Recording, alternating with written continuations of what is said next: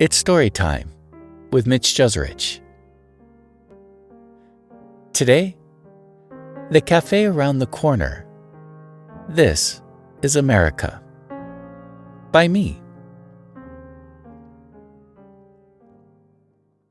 The funeral chapel was small, with 2 rows of wooden pews filling up most of the room. A blue hue emanated from the morning sun passing through tinted skylights. Ahead of me stood several elderly women dressed in black in front of an open casket. Off to the side, 3 family members of the deceased sat in the front row, alone, in silence, wearing the customary mourning white cloth headband.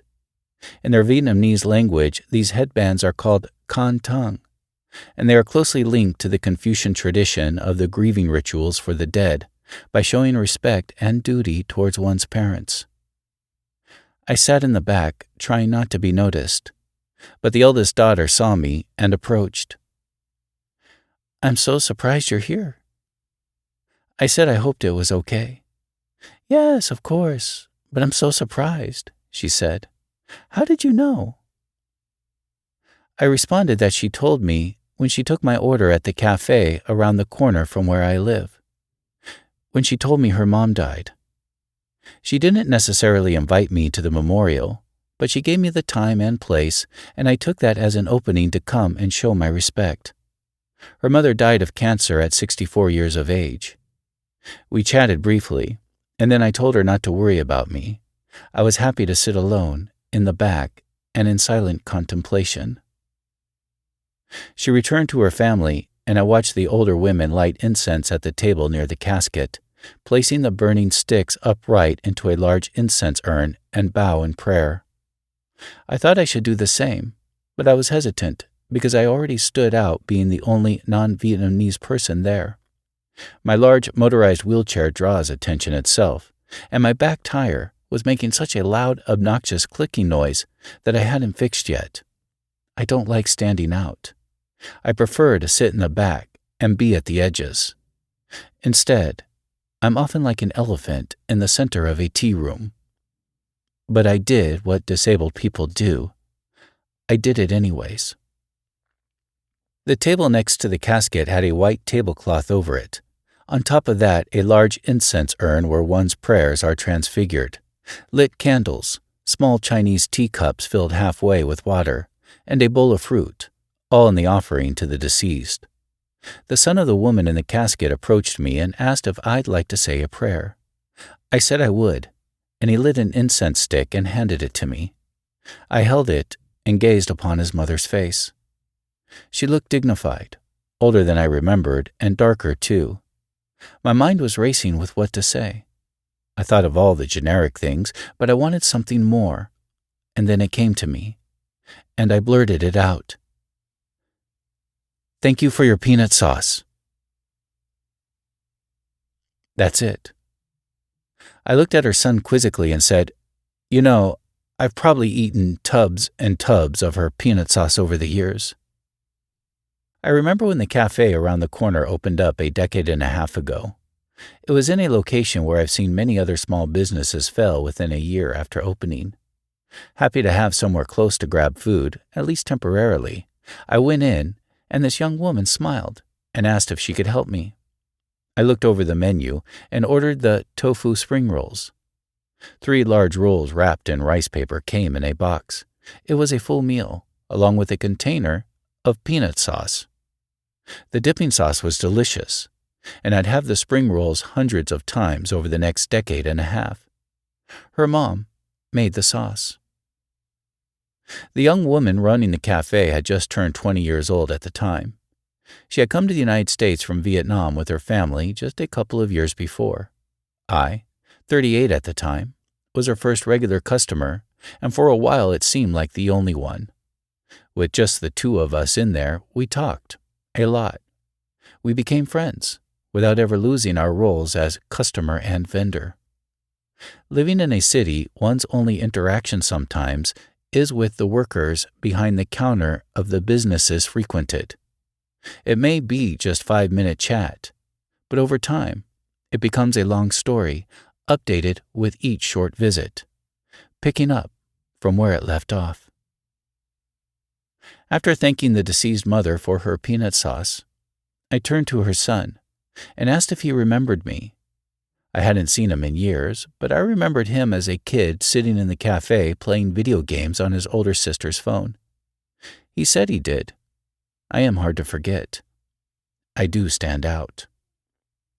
I looked at him directly and said that I have watched his family practically since they arrived in America. I saw them start this little shop with all their hopes and dreams stuffed inside of it, in a place that no other business had survived. But they had no choice. It was this or bust. They had to make it work, and they did. I saw the first difficult years when it seemed I was the only customer. I watched his older sister rework the menu over and over, trying to find the formula of what appealed to American appetites. In time, a line of customers began to form at the counter. In the years ahead, the line would sometimes lead all the way out the door. I saw her hire other young immigrant women who just arrived from Vietnam, trying to fulfill their own parents' dreams by working and going to school at the same time. I tutored some of them between orders of sandwiches and smoothies, because no matter what subject they took, it always doubled as an English class for them. I helped them write their essays, and they helped ease my loneliness. I marveled how they worked lengthy shifts at the cafe and spent the rest of their time studying. They work so much harder than I ever have. Most of them have become nurses and dental hygienists now, and I am proud of them. Soon other regular customers began sitting inside the shop too. I got to know them. I met my neighbors, and for the first time, living in a city, I felt I was part of a community. The cafe became a neighborhood hub that we've never had before.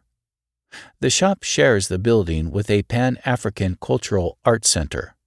Early on, sometimes, there was racial tension as these Vietnamese women hardly understood American racial dynamics.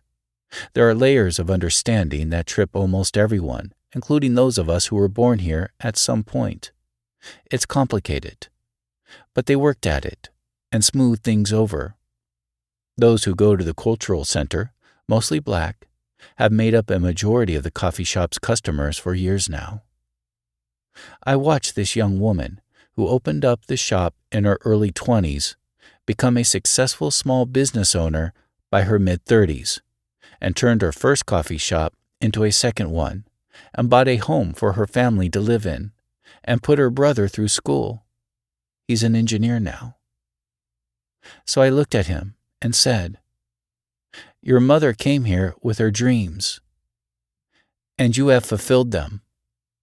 I have watched it from the beginning, and I want you to know it has been an honor to see.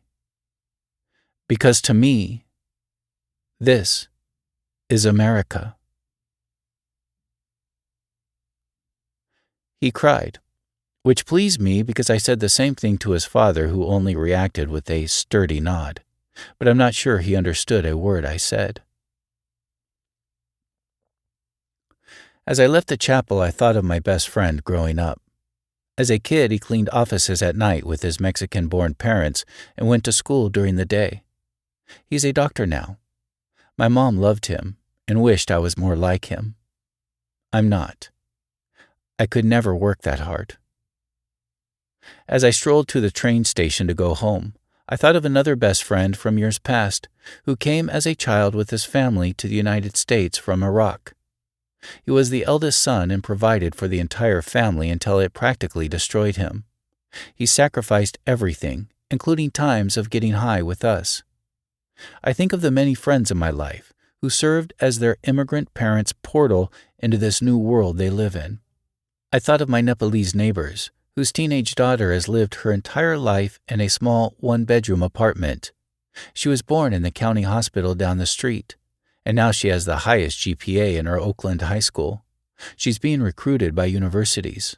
She's going places, and I hope in her future memoir she writes of me kindly.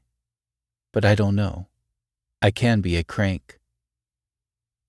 Not all the stories are inspiring. The immigrant life is hard, Not everyone succeeds, and not everyone has the American dream. I had a friend who turned to alcohol to quell his loneliness in a foreign land, and ended up panhandling in San Francisco's Mission District.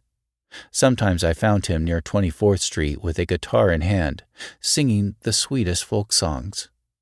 He was harmless. But all of these stories, all, without exception, are a part of the larger story that makes America.